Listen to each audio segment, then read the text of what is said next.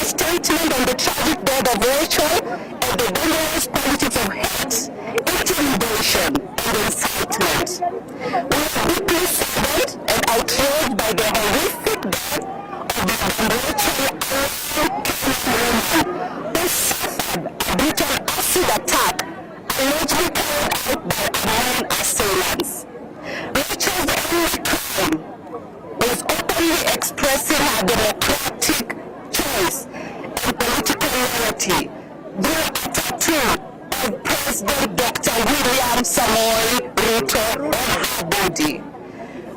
This death is not just a personal legacy to Rachel and loved ones. It is a painful reminder of the growing culture of intolerance, political intimidation, and recklessness of public heroic that continues to poison our national disclosure. We extend our heartfelt condolences to Rachel's families and friends and all Kenyans shocked by this cruel and senseless act.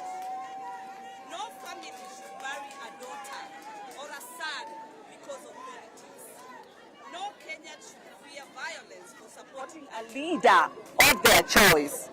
We strongly, in the strongest terms, condemn the carelessness, responsible and inflammatory remarks remarkably made by the former Deputy President, Rigathi Gachagua, who publicly called for punishment and isolation of Mount Kenya artist statement, normalize hostility, embolden extremists, and create an imaginable and eventual actionable. Allow me to repeat that. Such reckless statements normalize hostility, embolden extremists, and create an environment where violence against dissenting voices becomes imaginable and eventually actionable. Leadership demands restraint, wisdom, and responsibility, not threats, intimidations, or political bullying. It is therefore deeply disturbing that a leader seeking the highest office in the land would engage in divisive rhetoric that undermines democracy, freedom of expression, and national unity. Kenya is a constitutional democracy, not a political cult where citizens are punished for independent thoughts or political association. The politics of fear, coercion, and vengeance has no place in the modern society of our beloved country, Kenya. History has repeatedly shown that when influential leaders weaponize anger and tribal emotions, ordinary Kenyans become the targets. Words matter. Public statements matter. Leaders must understand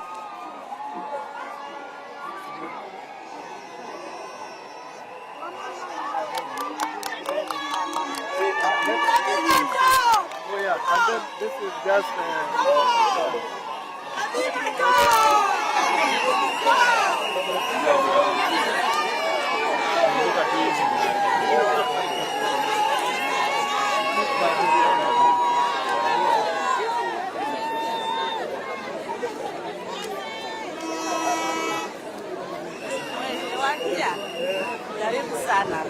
Yes. As we continue, history has repeatedly shown that when influential leaders weaponize anger and tribal emotions, ordinary Kenyans become the targets. Words matter. Public statements matter. Leaders must understand that reckless utterances carry consequences beyond political rallies and television. We call upon one, investigative agencies to conduct swift, transparent, and through investigations into Rachel's attack and death. Number two, political leaders across the divide to reject citizens and condemn intolerance. Number three, Kenyans to defend the constitutional rights of every Kenyan, every citizen, regardless of their political affiliation or association. Human rights organizations and women leaders to stand firmly against political motivated violence and intimidation. We further call for peaceful vigils to all towns across Kenya to honor Rachel and all victims of political intolerance and violence. Let the nation stand united in demanding justice, dignity, and protection of democratic freedoms. Additionally, this afternoon we shall present a formal petition to the Inspector General of Police demanding organs investigations, accountability, protection of witnesses, and immediate action against those spreading dangerous incitements and hate. I submit this statement to the fourth estate and allow my colleagues to be able to input a few words, and I continue condemning strongly as a woman that it is our right to choose which associations we want to be associated with politically, and it is wrong for anybody to castigate that. I submit.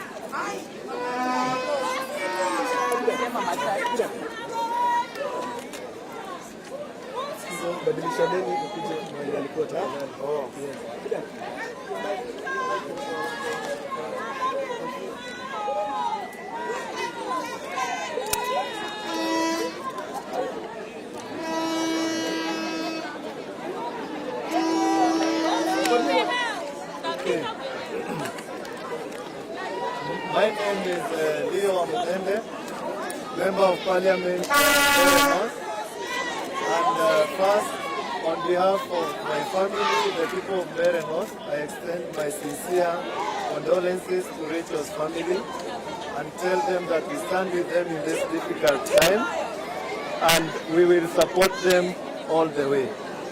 And I want to say, Kenyans, what we have witnessed with the Rachel's case is something that should not happen in Kenya. A democracy that is guarded by the Constitution and laws that we passed as a republic. To have a young woman, a mother, a sister, a wife, a daughter be treated in such inhumane manner, meet such a death, untimely and cruel, is unacceptable and should be condemned by all leaders across the political divide. We are expectant of a statement from the opposition because we know this attack was politically motivated. She came out with a tattoo of sitting president, Dr. William Samoei Ruto, and she was accosted and this happened. I want to confirm that I was with the family at DCI homicide headquarters.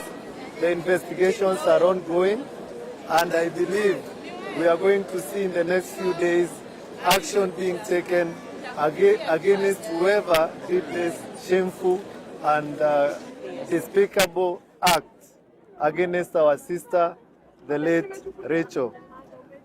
In a cold slab in here, a young woman who, a day like this last week, was full of life and expressing the support to our leader, President William Samoei Ruto. She lies here, you know. It's actually really painful. No crime at all, you know.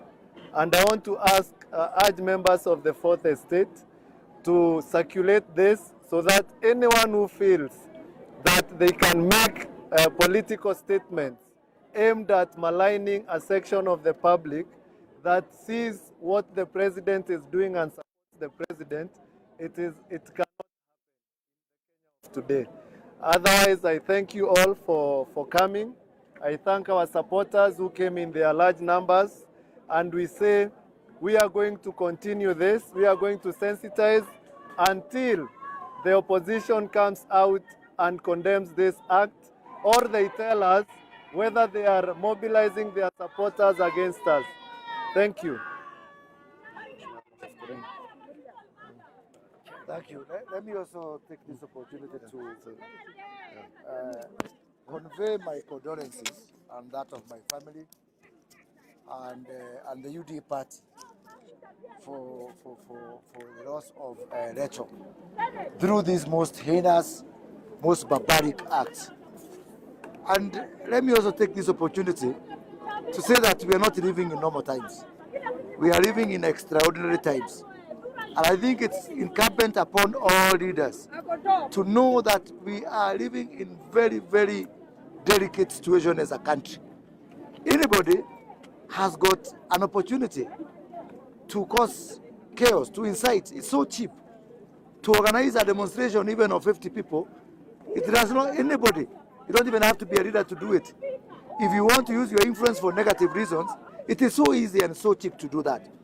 But I just hope that leaders can realize the consequences and the weight of the influence they carry. I think it is sufficient to say that it is a democratic right of anybody to have a political opinion. Rachel's only thought was to have a tattoo of a leader of her choice. Surely, how can that be a crime? And I want to say this. Rachel is not going to be buried alone. In my county of Kiambu, 5 people died as a result of the demonstrations. 2 people died in Naivasha. Out of the 9 people who passed away during the demonstrations 2 days ago, they were all from my community. They were all from, for the first time, everybody who died, the I say, is from the Kikuyu community. So Rachel just adds to that particular number. And this is a message I want to pass, especially to people from my community. We have sunk this low, where human life does not matter. I observe with a lot of concern and worry that even human rights bodies, even Kenya Human Rights Commission, Kenya National Commission on Human Rights, they have not spoken on this matter. Is Rachel's life less important than that of other Kenyans? Even other women rights issues, and I want to commend Senator Wamuthende for coming out here, women members of parliament. I am appalled by the low capacity for anger among our women leaders on this matter. And I want to tell them that Rachel's life matters just like that of other women. The people who are talking about femicide, it is also femicide, even if it's politically motivated. And let me say this as I wind up. Let me say this with all honesty. I will defend the right of people in the opposition to be in the opposition. To my death, I will fight for their right to be in the opposition. But equally, they need to safeguard the right of those people who are supporting government. That's the kind of democracy that we fought for. Democracy is not democracy for the opposition. Democracy is democracy for the opposition and democracy for people who are supporting government. And if action is not taken, and taken swiftly, 2007 will be a picnic, as Kuria said. We are just 1 year short of an election. Do you people want, I heard some people who could not pass by Naivasha 2 days ago say that Naivasha is the Strait of Hormuz, Githurai is the Strait of Hormuz. Yeah. For example, if you are from Western Kenya and you think this is a problem for this particular region, if you cannot pass by Naivasha next year when we are going to see your loved ones, how would you feel? So let us not really parochialize and regionalize these issues. As a country, when injustice happens to one person, it needs to be a concern for all Kenyans. And I can say here that I can see with some leaders in this country, we are headed for very, very, very delicate times. And the danger is, today we are going to depend on government and police to defend ourselves. Tomorrow we'll defend ourselves and we'll do the needful. Yeah. Thank you. Yeah. On just maybe a question. All of you have talked about the linking of the tattoos on the deceased to her murder. On what basis are you making that assumption? We are making it because of reckless statements which people of the leader of so-called leader of the opposition, Rigathi Gachagua, has said, if you find people of 2 term, jeer them. If you find people of 2 term, don't, even the artists who are supporting 2 term, don't go for their events. It is possible to actually create opportunistic attacks. Yeah. I'm not saying directly related, but anybody can now take advantage of such utterances which are not worth of any so-called leader. Yeah. And they should stop targeting women. They think we are weak targets. Yeah. Otherwise tutatoa nguo hizi town sasa kama hivyo ndio wanataka.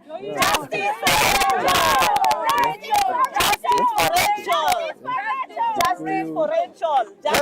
Sheila, let me finish by saying this. Yeah. Rachel plus 9 others of the Kikuyu community have died. Rigathi Gachagua, even if you become kingpin, you are going to be kingpin of dead people. Shame on you. Yeah. Good. Kwa majina yangu naitwa Liz Wakanairo, Liz Wajira. Mimi ndio National Patron wa Tutam Brigade. Na sisi tumekuja hapa leo kwa sababu tuko na hasira nyingi sana kwa sababu ya kifo ya Rachel ambayo ilifanyika kwa sababu tu kidogo sana kusupport Rais William Ruto na kuweka taji yake kwa nguo yake, kwa mwili wake. Sisi tunataka kusema leo vile Seneta Tabitha amesema, kuanzia saa hii hatutaki mazoeano na tumechoka. Kama mnaona wanawake ndio viumbe dhaifu ya kutarget, kuanzia leo mjue tumetuma message. Tumesema tumechoka na tutangojea mwingine achomwe. So wale walihusika, wacha hii sababu kama warning. Sisi wanawake Kenya mzima tutatoa nguo tuweke kwa kichwa.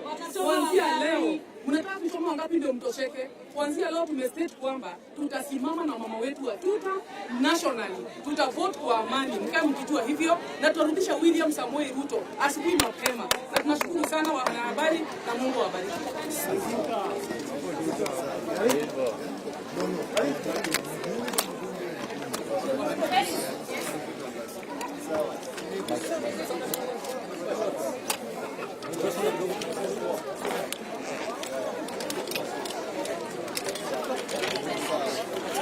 Mundia.